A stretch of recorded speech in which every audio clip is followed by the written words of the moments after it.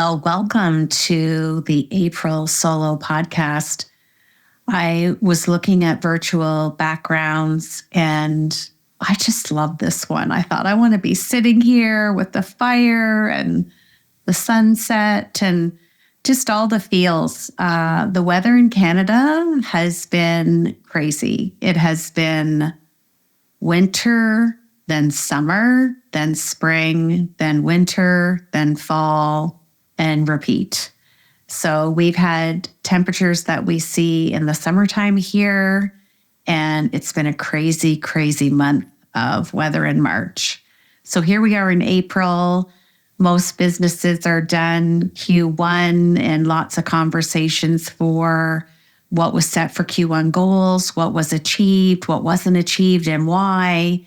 Is there more information? Was there a barrier? Is there another conversation? Is there further trust and rapport being developed with the connection? All those kinds of feels. I was so delighted to be in the March issue of a wonderful magazine in my city called London Inc.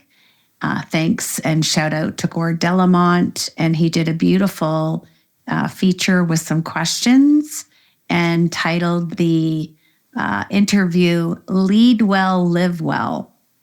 And I got to looking at it and reading it, and I thought, if that doesn't really show and epitomize the subtitle of my book, which is How to Master the Art of Heart and Life and Leadership, I don't know what does. Other exciting things. My audiobook was released on Audible, and the goosebumpy serendipitous moments was it was released on March 11th. And for those of you who listen along and have read my book, you know that March 11th is my Irish Nana's birthday. And I thought, how serendipitous is it that the book got recorded and uploaded and went through Audible's QA process? And I didn't know the date. I thought it was going to be closer to the end of March. And much to my surprise, it was on her birthday. So I wished her a happy heavenly birthday. If she was alive today, she would be 116 years old, which is kind of where I wanted to go with this kind of podcast today, is the whole middle age thing. I've talked about it before, about being a modern elder if you're 45 and older, and how the term senior citizens really getting kind of thrown out with the bathwater, if you will. And I'm looking at the largest population globally, and it's the baby boomers and my generation, the Gen Xers. And it's interesting to me that the talent pool keeps getting smaller on a global level, yet the largest talent pool is people 45 and older. So we're seeing a real mix of articles and exposure to the talent that this demographic has. And we're seeing the shift in HR policies, in hiring and onboarding, and a BA is no longer required, or a master's for some companies on a global level. And that really speaks volumes to me, because you can't, it's like assessments. You don't have a one size fits all for the whole company. You match the assessment to the person. And are we really measuring personality, or are we measuring behavior? And when you can hire someone that has 30, 40, 50, 60 years experience, exemplary customer service, and well-honed emotional intelligence, I'm hearing from HR talent professionals, it's trumping people that are coming out of school with many degrees. So don't send me hate mail about not having a, post-secondary education, because not everybody has that road. It's not afforded on many levels to so many people. And you just can't bottle up experience. It cannot have any kind of comparison to academic pursuits or achievement.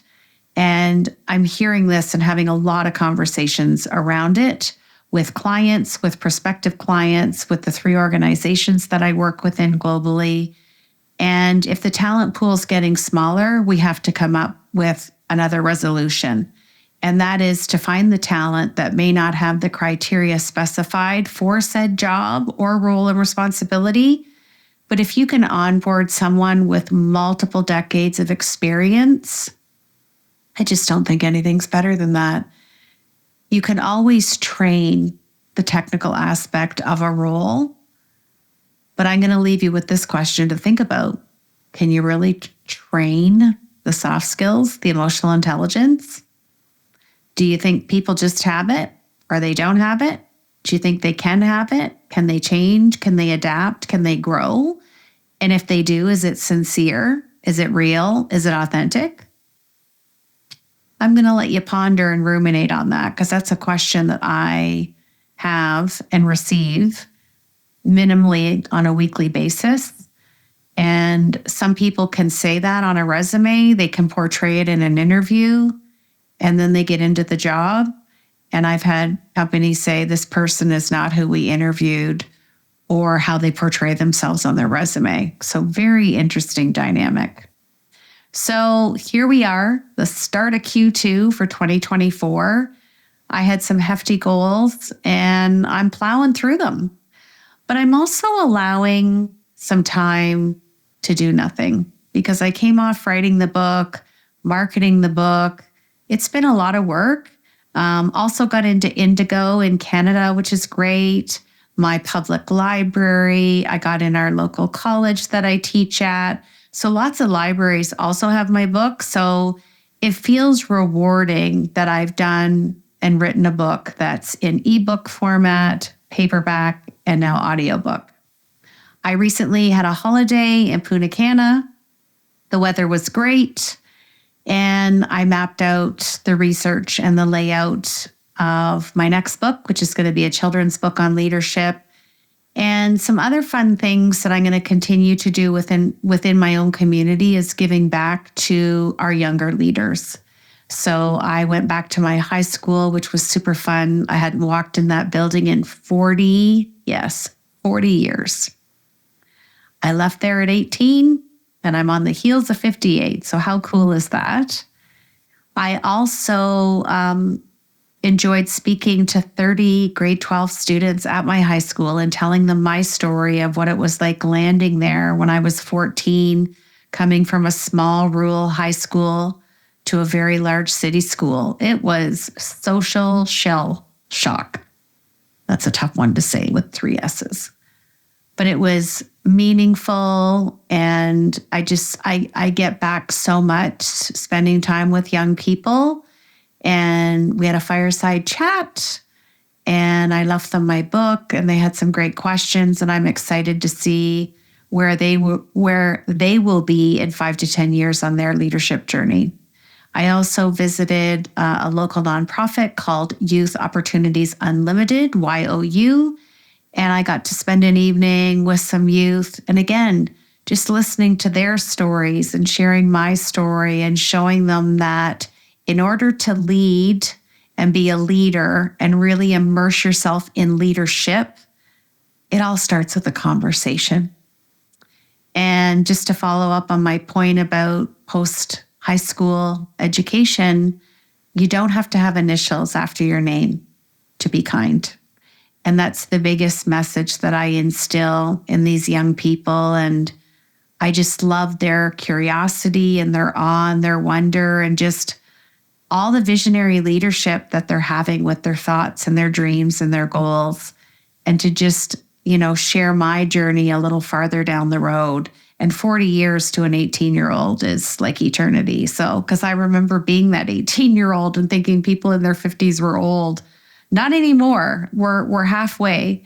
We are certainly leading and living well, like I said, well into 100 past. It's becoming the norm now for our population. So I wish you a happy April. I hope wherever you're listening that you're transitioning into the next season in your life, the next season that you may have for weather. I live in Canada, so who knows? I joke, but I'm actually being serious at the same time. We're to have an early spring, but I think we're still holding on to those dog days of winter. It's cold and chilly today, and we have snow on the ground. So I'm continuing to speak. I am booking keynote speeches for the fall of this year, which I'm excited about. And I'm just continuing to have meaningful, aligned conversation about heart-centered leadership, which is always the forefront of my mindset, my habits, my business, my life, and who I am as a woman leader, a woman heart-centered leader. So I'm going to challenge you to think about the question I left you today, and how are you being a bit more heart-centered this month? What have you tried to do? What's not working? What's working? Have you failed forward? And what have you learned? And most importantly, are you having full circle life moments? That's how I end every chapter in my book. And I know I certainly am, and some of them are tough, but I always find that when everything gets going tough, there's something great right around the corner. So have a great, great April, and thanks for tuning in. And I hope your next season is going to be bold and exciting, heart-centered, and rewarding.